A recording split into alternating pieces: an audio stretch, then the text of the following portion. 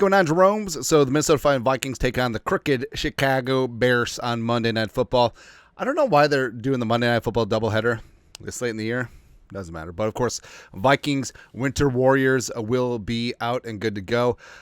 Frankly, it's already one of my favorite uniforms. Now, the Vikings don't really have a long history of changing uniforms or the styles up much, but this one looks pretty good. Plus, I love the white helmet. I need to get a mini version of the white helmet and put in the background. Souvenir. Be good times. Preferably if it was signed by... I want it signed by Johnny Munt. I don't know why. Go ahead. But also, we had remarked that the practice pants with Daniel Jones had like a wide purple mark, but it was obviously just practice pants. Talk about practice. But I feel like the silver... The thick silver, the thin purple stripe on the side, looks good, man. It's going to be really good. Vikings going to drop 70 on the Bears on Monday night. It's going to be glorious. Also, part and parcel of that is the winter whiteout. Vikings at that again. And overall, I think that's really going to pop on Monday Night Football. I know that when they did it during the day, back in the day, things got sort of washed out in the daylight. But I think at night, under lights, that thing's going to look really good. Also really good is annual holiday season fundraiser. You guys have crushed it. So we're over 3K. Again, we're going to ratchet this up to 4K. I don't know. By the end of the month, maybe we'll get to 6K. Who knows? But every dollar donated to the show in the month of December will go to Salvation Army Toys for Tots. There's been some great donations directly to them as well. If you do that, the direct donation links are in the description. Shoot us an email. We'll include in the total. We've had an $800 anonymous donation to Toys for Tots, $200 to Salvation Army. It's been phenomenal. Just love it, man. Super chats, Venmos, Cash Apps, all being donated this month. So love to pay it forward this time of year. The holiday season, it's the reason for the season. Breezing. Also, so yeah, Winter Warrior is going to be in. Our guy Eli Corbett, mocked up an all-purple field. Now, I don't think the NFL would allow this, right? Because the NFL is obviously the no-fun league. I think this would be awesome once. But that's not really cost effective, right? Because you'd have to have all of that brand new turf ripped out, replaced, purple. I feel like this is neat in concept, but it would be annoying as hell on TV, right? Because you look at Eastern Michigan. Like, don't even get me started on Eastern Washington. Go Eagles. Only time I'll ever say go Eagles. But Eastern Michigan. I mean, this one bothers. What is it with all the directional schools? But Eastern Michigan's makes me feel like I'm having a stroke whenever I see it on TV. It's messed up. Also, I do respect that Buffalo. So Eastern Michigan is obviously in the green, and Buffalo's wearing their gray uniforms. That's really funny, man. But they're trying to confuse the Eastern Michigan offense. But I mean, that's gonna be confusing for your own offense, doesn't it? Anyways, also I love that this is Max Crosby Field because he donated to the team. Love to see that. But I don't know, like Eli, this is pretty cool, but nah. And like I said, I don't think that the NFL would ever allow this, right? Also, is it just me or does it feel like teams get turf for free? If I'm an artificial turf company, I would just treat this as a loss leader. I would actually pay teams to get our playing surface in their stadiums, because then every Tom, Dick, and Harry, D2, D3, even D1 school or high-end high school, we can be like, we are the official turf sponsor of NFL team XYZ. All right, so, hey, you think you're better than NFL team XYZ? Buy our turf. It's what the pros play on. Be a good marketing play. Anyways, also, something that's really good is Kevin O'Connell and this offense. Justin friggin' Jefferson, the best wide receiver in the game, as well as Jordan Addison, emerging in his own right. Absolutely love to see that. And also, going back to the roots, he showed up in boots, ruined your black tie affair, but Jordan Addison had a great final season at USC. Because remember, as a true sophomore, he won the Blitnikoff Award, going off for like 1,600 yards, tricking the world into thinking that Kenny Pickett was a first-round pick. But basically, in Addison's 1 year in L.A., he helped Caleb Williams win the Heisman in Williams' true sophomore year. It was really fantastic. All they're doing is punting in this stupid game. I digress. But Caleb, was asked about Jordan Addison. Of course, his college teammates. They go way back like chiroprac. Vikes fan page. Bears quarterback Caleb Williams on Vikings wide receiver Jordan Addison. Quote, if not the best, one of the best that I've played with for sure in the league, route running and getting open and things like that. Super happy for him. Excited for his future. Williams and Addison played together at USC. Now, what do you mean one of the best? Nah, I'm just playing. But Jordan Addison has really risen up in his own right. And Kevin O'Connell did break it down, talking at a presser a couple weeks ago, where it's obviously the speed, the route running, the quickness of hands is great. But Addison's added physicality to his game, which he's not the largest guy in the world, but he's strong through the catch point. He is able to high point. He's able to fight for 50-50 balls, and he's doing really well. So on the field, he's doing amazing. Just off the field, if he can get his stuff together, I think that he could be one of the best in the league down the line. Also, Vikings first injury report on Thursday.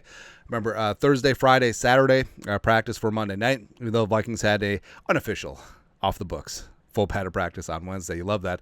For the Vikings, Gilly continues as DNP. Then you had veterans like Aaron Jones, Andrew Van Ginkel, both limited. Then you have Patrick Jones II, who missed Sunday's game against the Falcons. He was limited with a knee, something to monitor going forward. But Gilmore, not starting off on a good foot again, but maybe it's a spot where they just want to get him and his hamstring completely healthy for the stretch run and into the playoffs. All hamstrings are different. All hamstrings are tricky. I will say this, though. So I have heard, because I have a trusting face, Ivan Pace Jr.'s hamstring injury will be good to go when he's off of IR. He's eligible to return Week 17 against the Packers. It was a really unique hamstring injury. It's not your traditional pull, because he basically got crushed underneath a pile of bears a couple weeks ago. So I'm glad that Pace is going to be back, because they definitely do miss Pace's attitude and physicality in the middle. Josh Oliver, full participant. He's been listed with a wrist and ankle for weeks at this point. For the Bears, so another handful of players DNP. So Ryan Bates, who missed the last get together with a concussion. It's a little bit concerning at this point. Josh Blackball, Gervin Dexter, the great defensive tackle, DNP with a knee. Sean Johnson is in the concussion protocol. DeAndre Swift. So he was listed as DNP and then limited last time around for the Vikings, but also with a groin, but he should be fine. Yeah. And then, speaking of fine, TJ Hockenson. Damn you so fine, man. PFF Vikings. TJ Hockenson has a chance to thrive against the Bears defense. Hockenson ranks 6th among tight ends in receiving grade entering this matchup against a Chicago defense that is 31st in yards per route run allowed to the position, presenting a favorable opportunity for Hockenson. And I know the last couple games has been about Addison and Jefferson, and Hockenson sort of it's been sort of intermittent since his big-time game against Jacksonville, but I think that he has a chance to really bust out. I think that he has a chance to really be that winter warrior, looking at like a 9-catch, $150 and 2, something like that. Yeah. Speaking of Hockenson, so Hockenson was on with Gojo and Golick, which I did not know was a thing. I really miss Mike and Mike. I thought that Golick and Greeny really played well off of each other, and I think that they had universal appeal. I think they're fine. I think they're really good. But on Gojo and Golick, he was asked by Mike Golick Jr., why has Kevin O'Connell been so successful at the helm of the Vikings? Hockenson said this, quote, KO, he's a great leader, first and foremost. First off, you can take out the yas and the I means when you're quoting him. When he stands in front of the team, he expects a lot out of you, and he'll challenge you in a lot of different ways, but he also cares. He cares about his players. He cares about what goes on in this building, and he really tries to build the culture of all the guys truly loving each other and truly having fun playing football. And that's what matters. Just because you want to think that it's like, oh, kumbaya, and he's a player's coach and all that stuff. Hey, Pizza Friday, everyone, and everyone gets a chocolate milk and some orange slices. Well, you can be empathetic.